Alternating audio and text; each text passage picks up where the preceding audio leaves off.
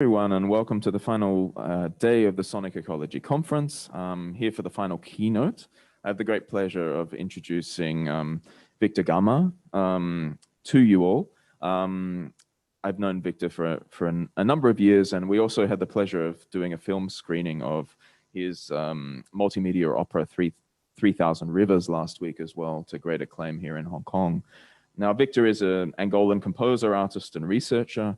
His practice combines scientific methodologies and digital technology together with traditional practice and non-Western systems of knowledge, often from his home country. He's a musical adventurer as well as a multifaceted interdisciplinary artist. So it's my great pleasure to hear your for us all to hear your keynote today, which is about arts and activism. So welcome, Victor. Hi, hello. Hello, everyone. Thank you so much for having me here on this conference. It's a great pleasure to share with you some of my thoughts. I wanted to start by saying that especially for those who have not attended 3,000 Rivers, which is an opera that I've composed following a 4-year period in the Amazon. And so the opera focuses on trying to communicate via the voices of those people who are the first responders, so to say, or those people that really suffer the first impacts of the destruction that's going on as a consequence of this wave of industrialization of the rainforests of the world. Basically, the aim of the opera was, and still is to bring those voices through song and performance on stage and on video simultaneously, to tell us what they are feeling and their experience at this crucial moment where huge devastation is happening right at their doorstep, and this because it's very difficult for most of us who are quite far away from these critical ecosystems essential for the survival of our species and all nature. In fact, on this planet, to understand the reality that so this distance sometimes dampens the effect and the effect that we might feel from the situation that's happening right now. I wanted to just mention something that the UN Secretary General said on Wednesday, Antonio Guterres. He urged nations to take greater action on climate change to end the war on nature. War on nature is really what's happening at this moment, saying that the state of the planet is broken. And then the World Food Program chief said that 2021 is literally going to be catastrophic based on what we are seeing at this stage of the game. I mean,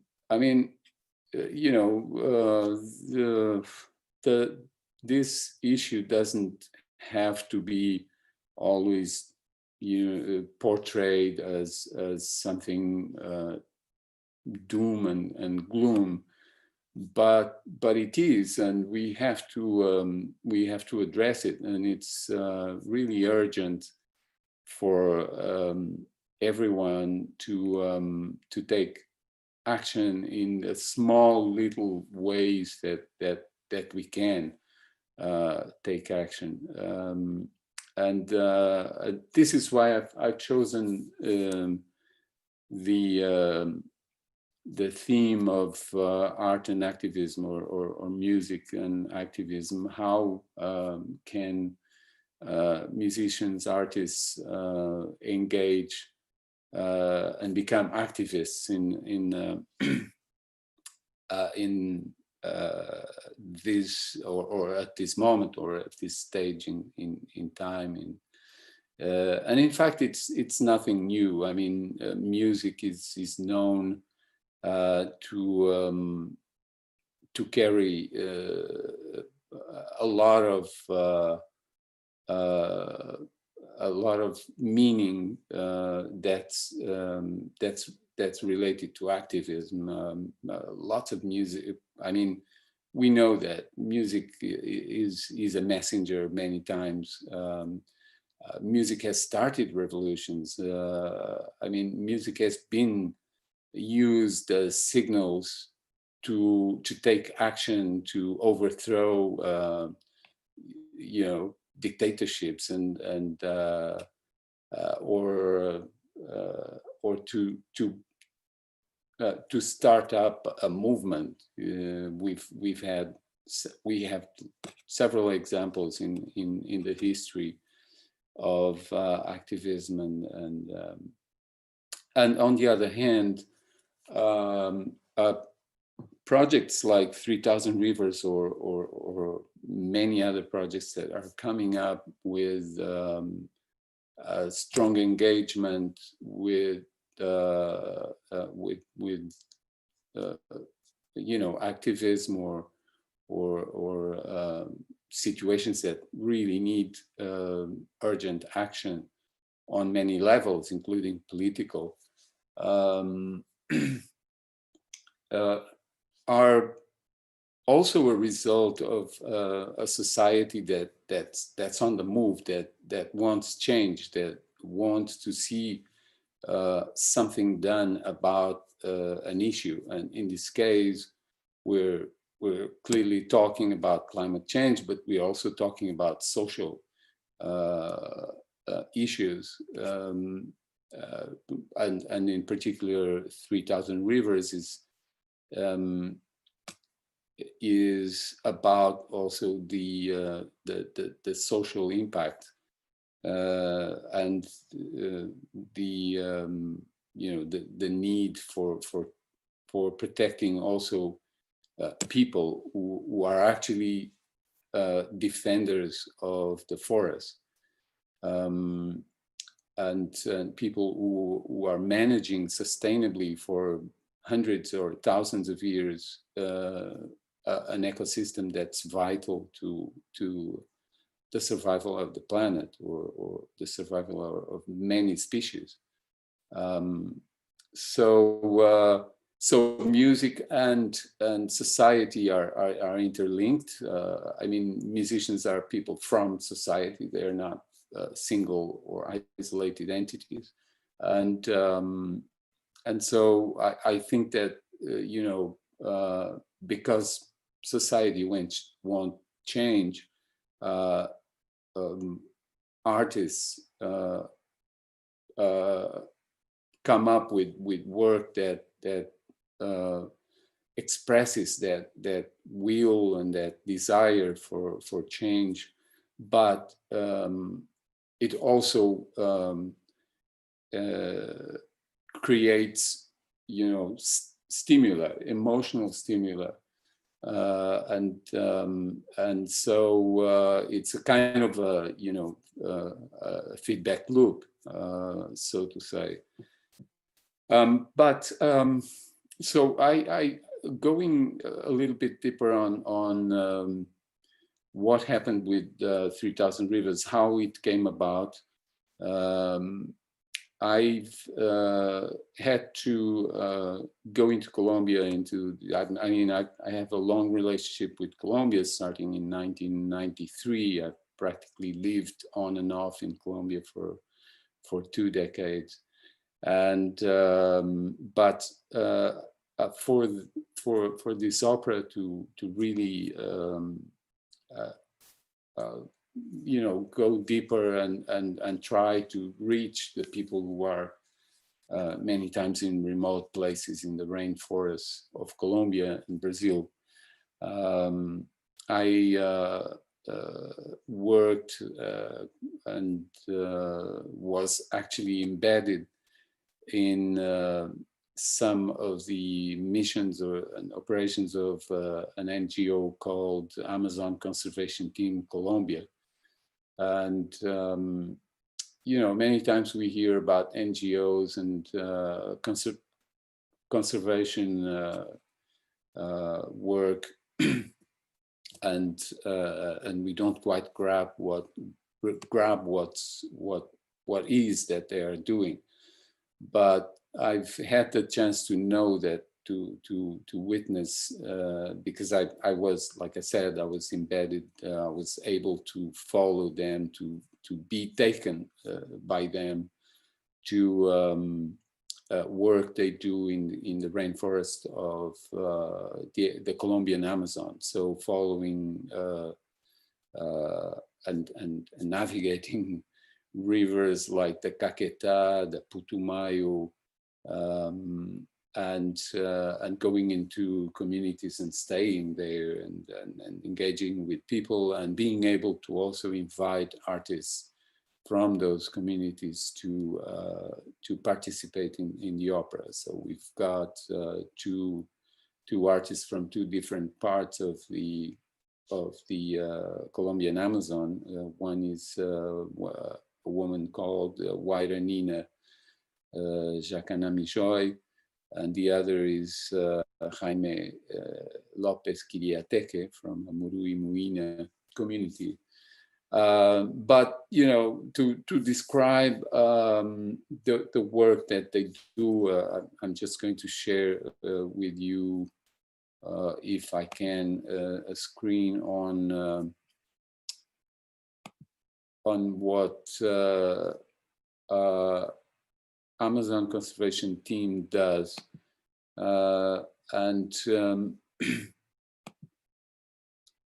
so let me see if you can see it. Please confirm that you see it, because I'm not quite sure sometimes if this works or not. But so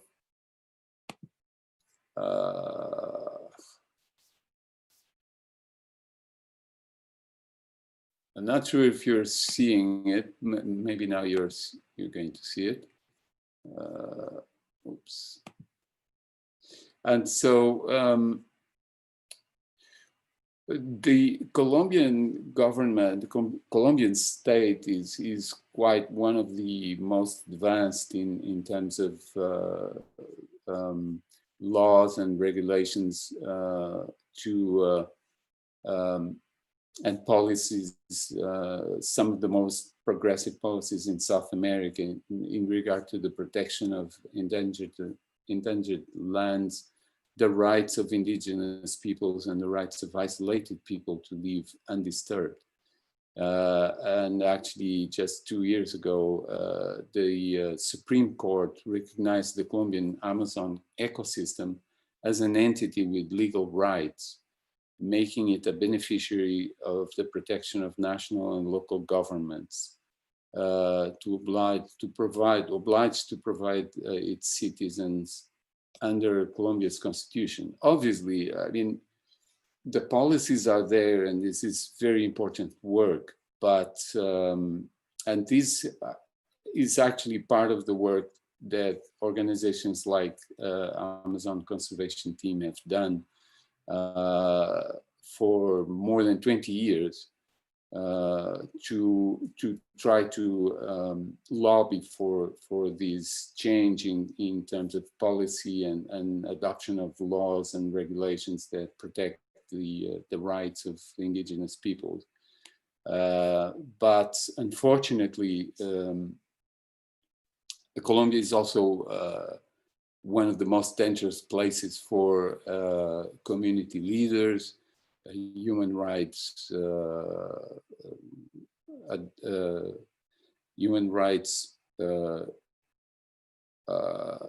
advocacy people like journalists or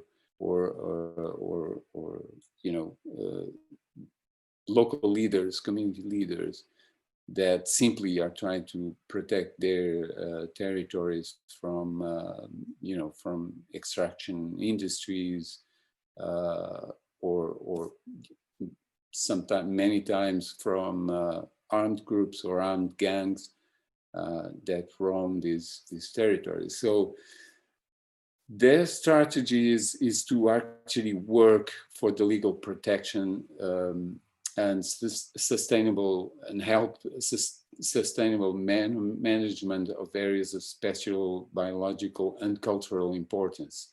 That means that it's not only conservation of the environment, it's really to work with people that live there, the people that you know what's best for the protection of the environment, of the rainforest.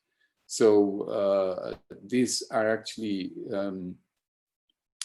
the people that defend the environment for us. These people are defenders just by living there and managing sustainably the rainforest. And I wanted to also share with you a video on how we've done this. It basically follows some of the stages and some of the visits and I mean, Colombia is a big country, and the Amazon is huge, and it's not just the Amazon basin; it's also the Amazon mountainous regions, because all of these rivers are born in the Andes. All of the rivers in the Amazon come from sources in the Andes. Not only in Colombia, but also Venezuela, Ecuador, Peru, Bolivia. So I'm going to show you how we've started and the way this was done, with a lot of trips through these rivers and some of the mountains.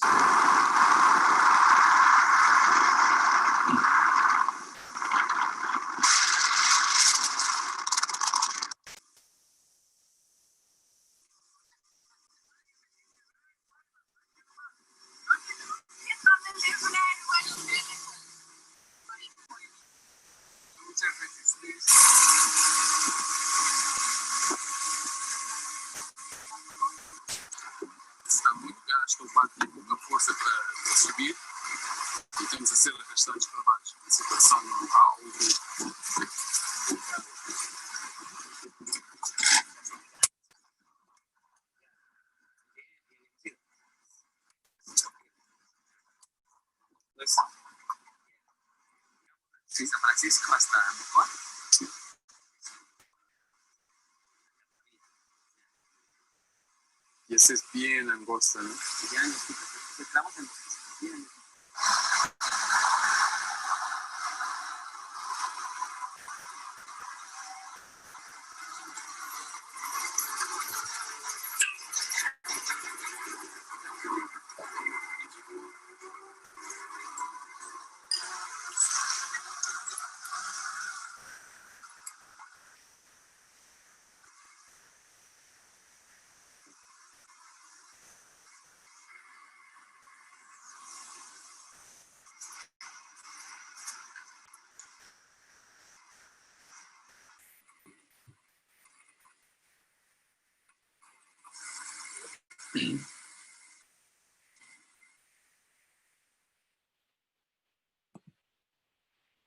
Okay, so this is an illustration of the work that was done, and I also wanted to share with you the website that we've got for 3000 Rivers, which is 3000rivers.com. And you can come in and see extracts of the opera, and also interviews by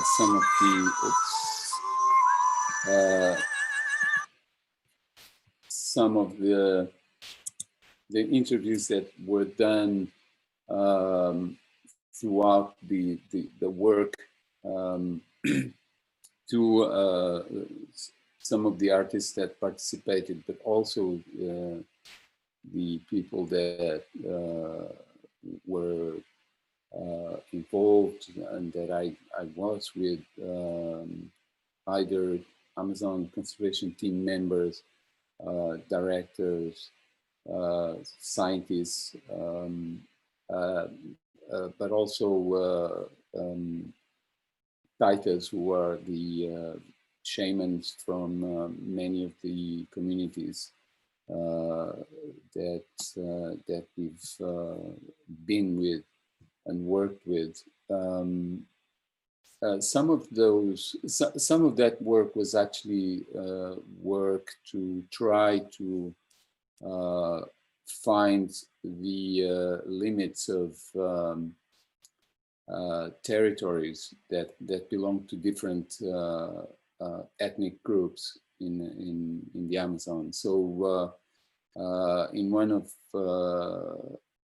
of the big trips, which was about like 2 weeks walking in the mountains of in the Andes, in the Cordillera Occidental, near Florencia, one of the cities, and Mocoa, and the Valle de Sibundoy.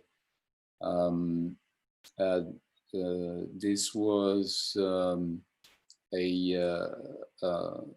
mission or an initiative to try to find the borders between territories of different ethnic groups, and so some of the leaders of these I would say it nations or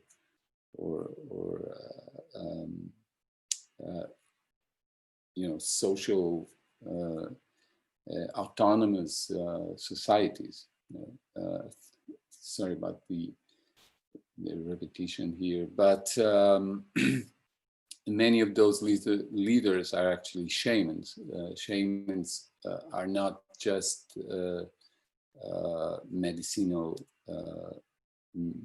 doctors, but they are also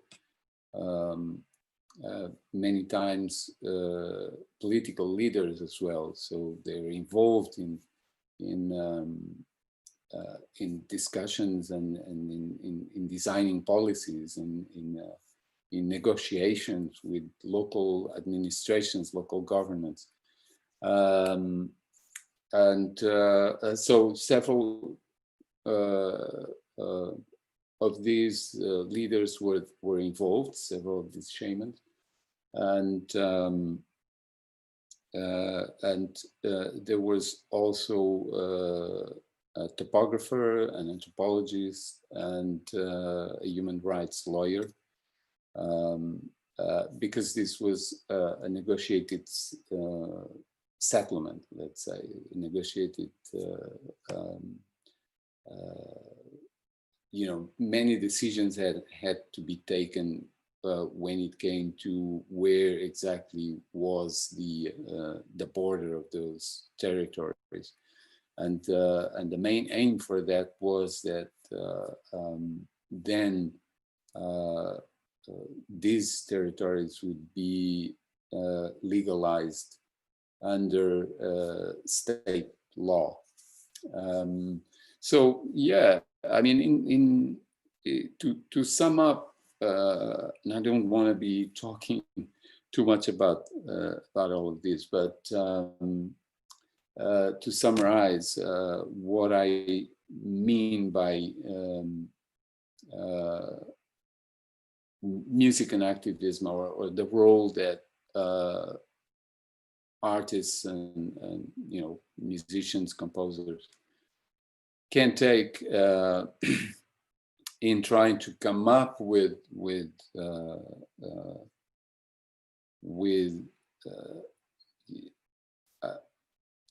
urgent matters, or to get involved in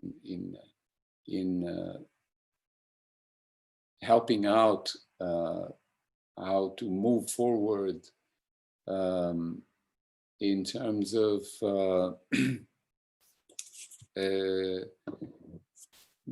doing something about, or trying to avoid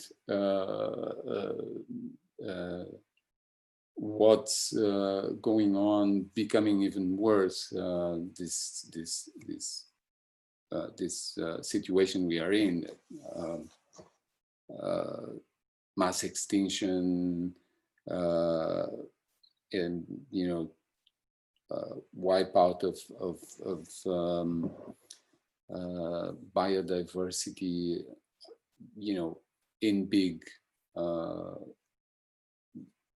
in a big way. These big, huge fires that we are seeing in the Amazon and in many other rainforests.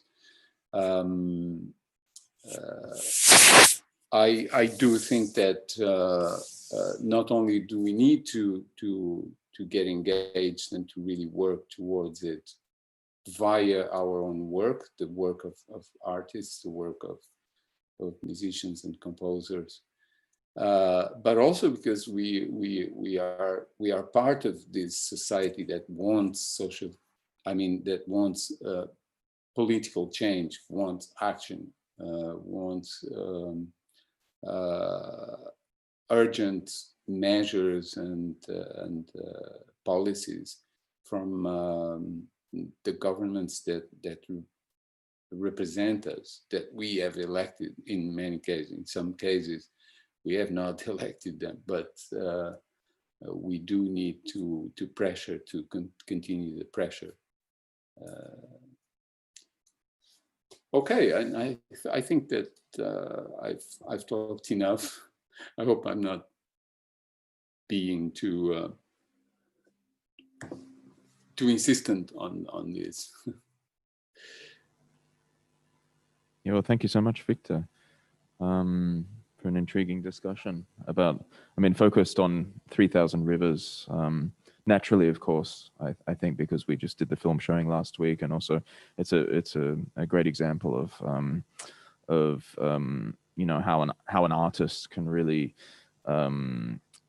engage with different communities and be involved in a lot of social and environmental issues in the place, for example, where you were in Colombia. Yeah, a great example of how artists can strive to make a difference, if not directly through their artwork, or your artwork in this case. I have to say, one of my first encounter with your work actually was Vela 6911, the work you did with in Antarctica, and I have to say I was really struck by the amazing scenes from the Antarctic, and the soundscapes, but also I think this is also perhaps a good example of where taking a journey that is used, you take a narrative. Of course, it's a very different narrative to 3,000 Rivers, but perhaps this, as an initial, to kickstart the Q&A, perhaps would you mind sharing a little bit about that as well, or perhaps if an upcoming project you have that touches upon these issues as well. Yeah, sure. I mean, Vela 6911 is a good example also of what drives me to do that kind of work. And these are projects that take a long time to prepare, especially to come up with resources to do it. And most of the times resources are quite limited. But in any case, Vela was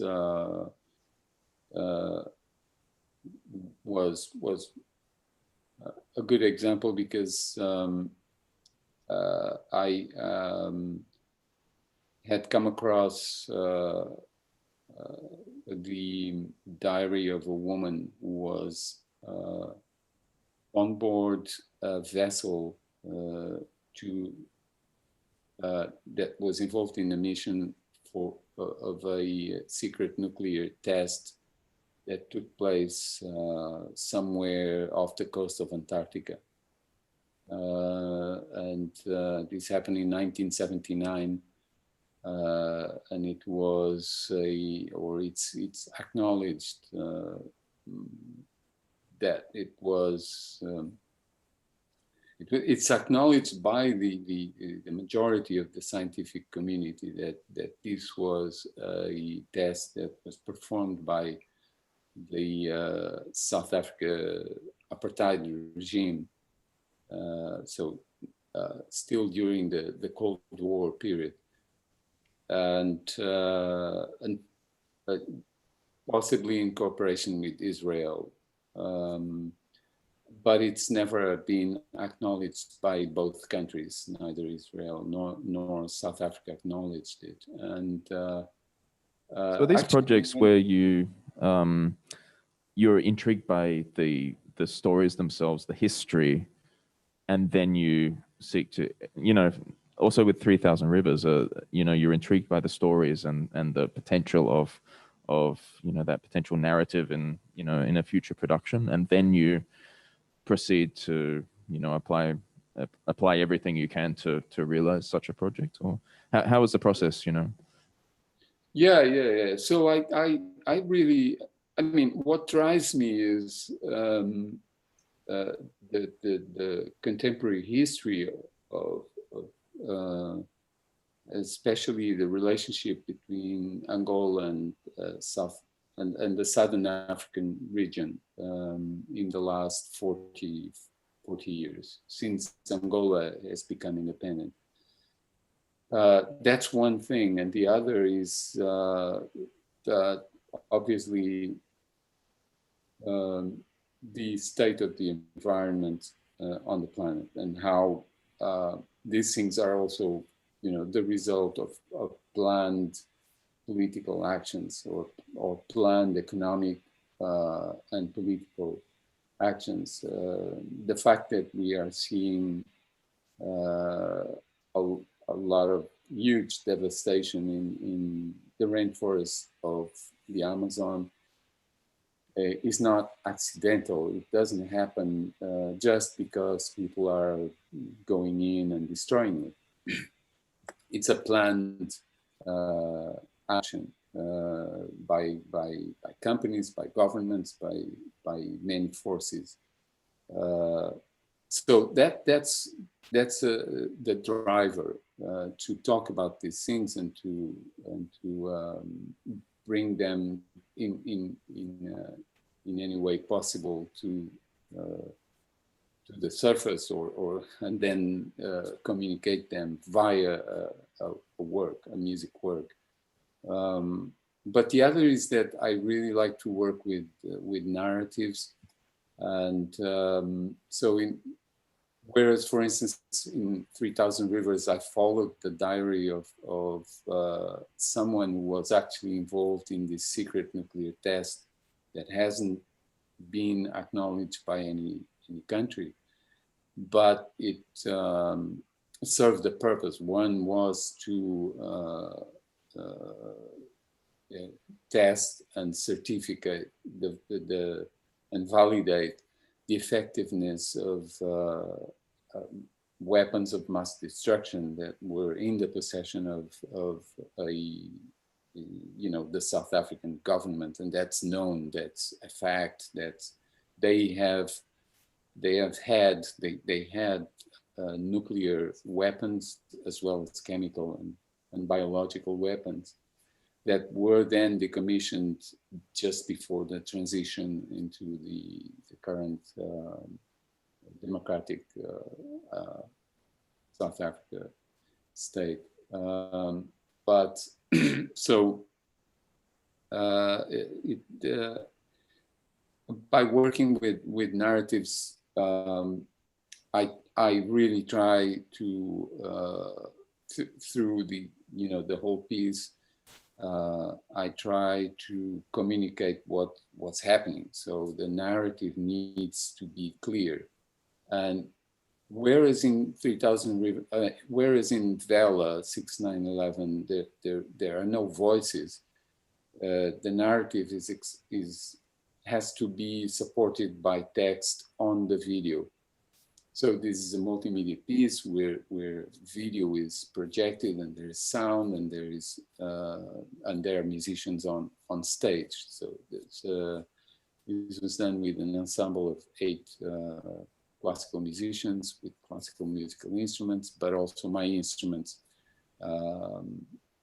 with some more with 2 musicians, so myself and my friend Salome Paismatu. But yeah, and perhaps that's a good. Oh, sorry. And perhaps that's a good.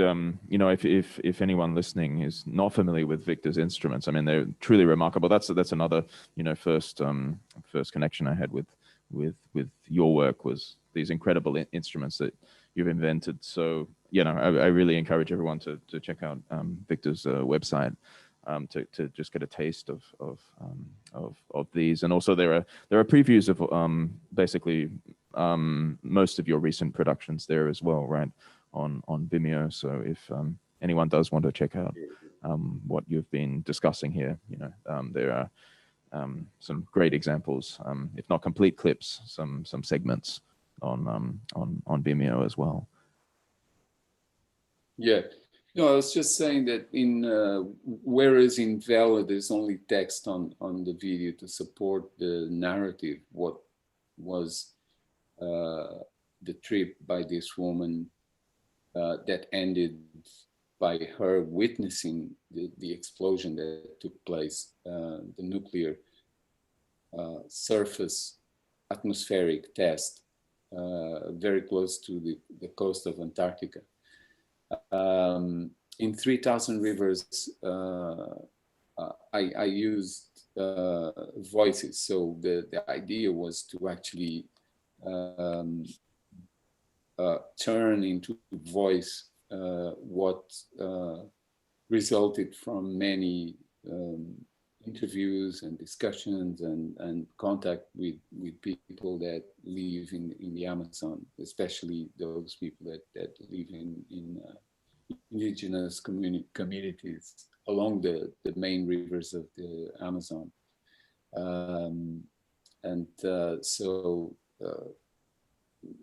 I mean, most of the process is actually going there. So for me, in terms of being able to do Vela, it was obvious that I would have to go to Antarctica and to follow the diary and try to reenact the trip that this woman did and the various important phases of this trip until it actually ends with her witnessing the explosion. Yeah, wonderful. I just wonder if from our audience on Zoom, if we have any questions or comments, feel free to text any questions or unmute yourself and ask in person. That's also fine. So just allow a little time to do that now if anyone has any questions.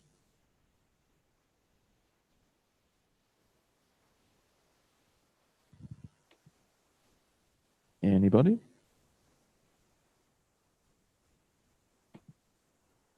Well, if not, I will keep on asking then. I'm just intrigued, and feel free to come in at any time, guys, if you have any questions.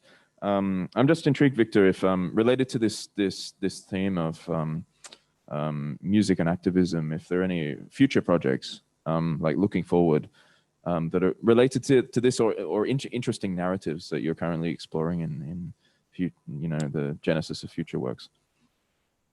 Yeah. There's actually a future work that has already started and had a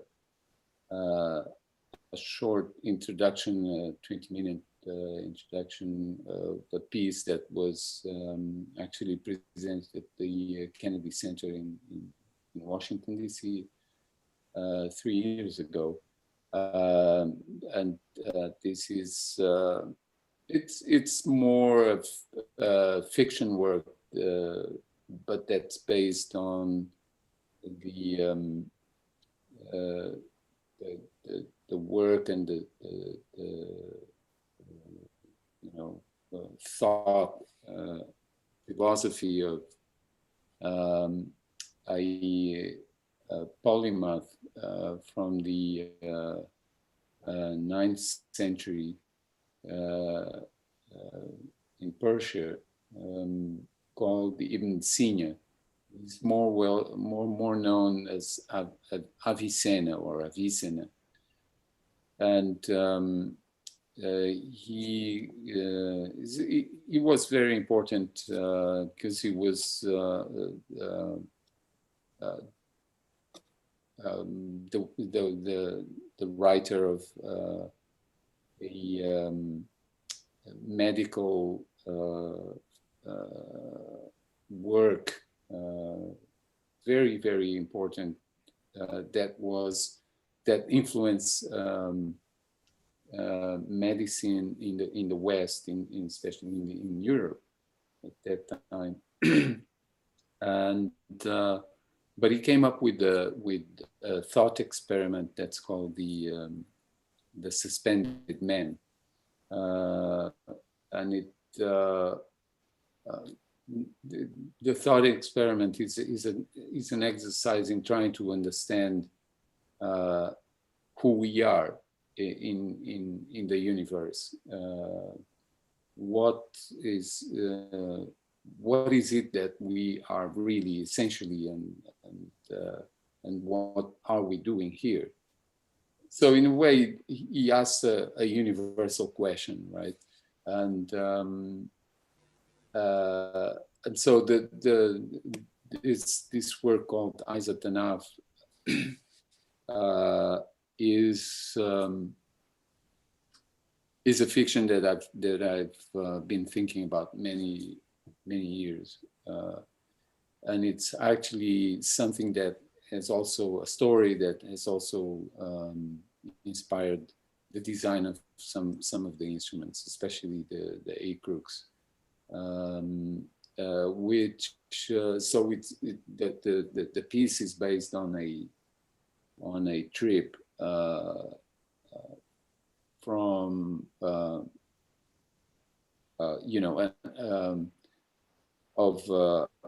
I mean, it's let me reequate this. It's based on the migration of humans from the Earth and to interplanetary exploration. Basically, it kind of established a parallel of what happened in prehistorical times when humans started to move across the planet from Africa, then to the other continents, going across oceans. And you can imagine that people would just take off and not knowing where they would arrive, and this would be, huge challenges, especially when you consider that people moved from the continent to islands in the Pacific, for instance, or to Australia, or to other very remote places, when there were no boats, no planes, no nothing. People would just migrate huge distances along, possibly taking thousands of years to reach there or to move. So so yeah, the piece considers that we are in a time of let's say 30,000, 40,000 years from now, and there is this colony that moves across space towards some planet far away within our galaxy, but far in a faraway star. And it's still early stages, but there's already a kind of a prelude or a first attempt to do it in a small with in this case it was a quartet and two of my instruments. But the idea is to actually use actors and film. So it's going to be more like a film that's really entangled with the music. And the music. So this was the project with the Chronos Quartet, was it? No, the project with the Chronos was Rio Cunene, which was also about a river. But it was realized by another quartet. Yeah, another, yeah. Yeah, so, but I mean, it's not an example of environmental activism or anything like that, but it's... No, well, that's completely fine. I think what, you explaining your creative process, it actually exemplifies the, great cases where productions that have a message, they can take years to germinate, to mature, to be able to, evolve on, thought processes, to really become something, like 3,000 Rivers was, a very, a long process in germination and realization. Vela also, and well, also the last project you mentioned, which is probably of a much larger scale about human migration in it will take me to another planet, hopefully. Yeah, exactly. Yeah. So I wonder if do we have any more questions from Zoom? We need to wrap up here very shortly. So please do type any questions or unmute yourself if you'd like to ask Victor anything.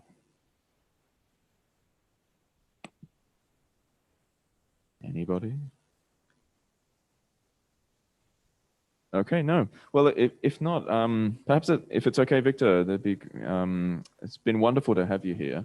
I'm sure it's a start of a long dialogue, and I'm sure if anyone's interested in your work, we can go to your website, to find out, some very interesting projects, and we look forward to seeing a lot more in your creative work as well.